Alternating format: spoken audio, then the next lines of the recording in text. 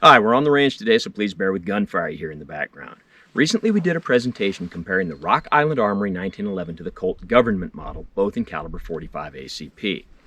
Part of that comparison was the observation that the magazines for these two handguns are different and the curiosity of, are they interchangeable? Well, for me, to have a magazine that's interchangeable, it has to do three things. First, it has to fit into the firearm and stay in there securely, not falling out. Secondly, it has to reliably feed the ammunition, both when I'm chambering around and when I'm firing it.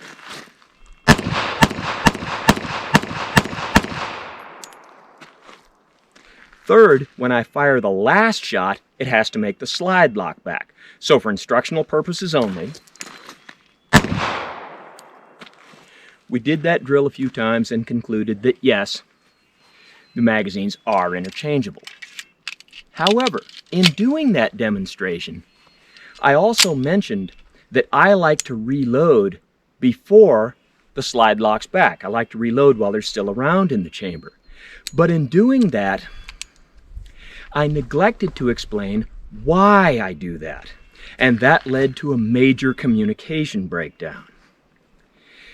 Now, I didn't explain it because I have explained and demonstrated it on a couple of previous occasions, but what I failed to take into account was that in the last couple of weeks, we've gotten about 20,000 new subscribers, so a lot of people have not seen those previous presentations where I've explained it. And that led to a lot of inquiries about why I do that and some speculation that it had to do with potential damage to the firearm by letting the slide lock back. No, it won't damage the firearm for the slide to lock back. So in answering some of those inquiries, I told people, no, it won't damage the firearm. I do it for tactical reasons. That was another failure on my part. By using that word, it allowed people to erroneously conclude that what I was doing was a tactical reload. So today I have to clarify some things. And so today I'm going to explain why I like to reload before the firearm's completely empty, and I'm going to demonstrate the difference between a speed reload and a tactical reload. Now, of course, this comes with two major caveats. One, because I have demonstrated this on previous occasions, it will be redundant material for some people. And two, nothing I say should be inferred as a tutorial. I am in no way giving you advice. I am in no way trying to tell you how to operate your handgun. I'm only going to demonstrate how I operate mine. So with that, let's get started.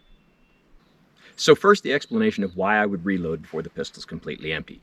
Many people may do it for many different reasons, but for me there's primarily two reasons. The first of which is the perception that it's going to be a little bit faster. Right now my pistol is unloaded, it has an empty magazine in it, so when I pull the slide back, it will lock. If I fire my last shot and my slide locks back, then to reload I'm going to rotate the pistol in my hand to hit the magazine release while simultaneously reaching for my other magazine, pop that magazine out, put a new one in, hit the slide release, and off I go. But if I reload when the magazine is empty and there's still a round left in the chamber, it precludes the need to hit the slide release. So I'll reach for my new magazine while rotating that to hit the magazine release button, put the new magazine in, and off I go. If I don't bobble it, it should be minutely faster. So let's put it to the test. I have the pistol loaded with an empty magazine and one round in the chamber. I'll fire that shot, the slide will lock back, I'll reload, fire one more shot, and we'll time how long it takes from the first shot to the second. And then I'll do a reload drill, firing one shot, reloading, firing one more shot, leaving the round in the chamber, and we'll see if it's any faster.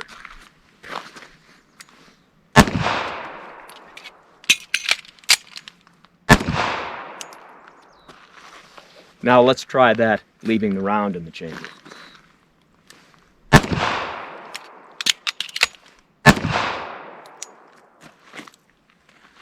Was that any faster? The second reason to reload while they're still around in the chamber is just in case I need to shoot that round while I'm reloading. Now if I do my reload correctly, it won't take very long. But what if my magazine isn't in such a convenient place and it takes longer to get to? And then what if I bobble and drop that magazine? While I'm reaching for another one, it might be a big help to have that round in the chamber just in case you need to shoot it. Now, one of the time-consuming factors in the reload when the slide is locked back is having to rotate that pistol so I can hit the slide release.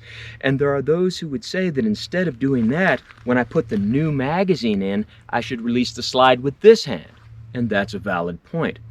There are also those who would say that when the slide's locked back, when I put the new magazine in, that I shouldn't use the slide release at all. I should reach overhand and slingshot the slide. It would look like this.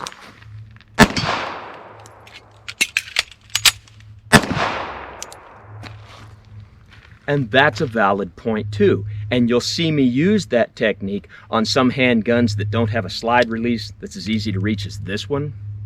But for this particular handgun, I'm going to want to use the magazine release with my shooting hand, the slide release with my shooting hand whenever possible, because I have to entertain the possibility that I might just have to shoot with one hand.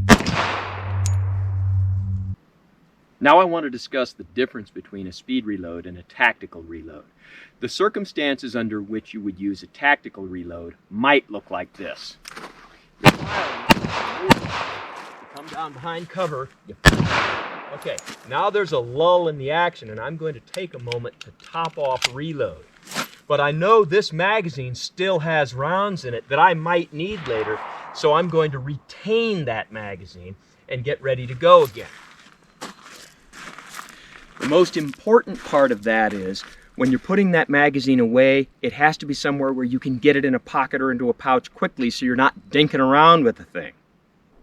Now there's one more thing I have to discuss when it comes to reloading while you still have a round in the chamber, and that's counting your rounds. These days when you buy a 1911 platform in caliber 45 ACP, it will often come with an 8-shot magazine. Mine has 7-shot magazines.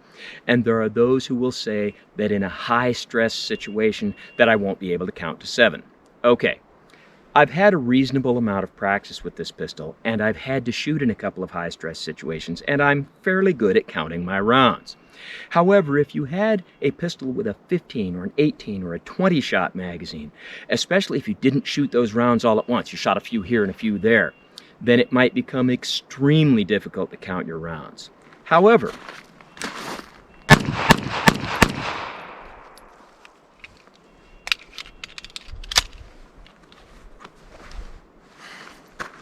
it's okay to do a tactical reload before you're completely empty because these rounds will still be here to use later. Also,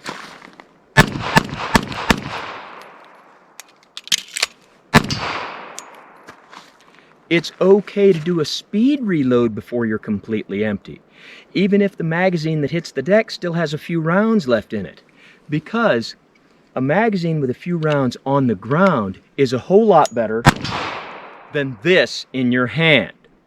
So as always, don't try this at home on what you call a professional, and thanks for watching the 1911 speed reload versus tactical reload.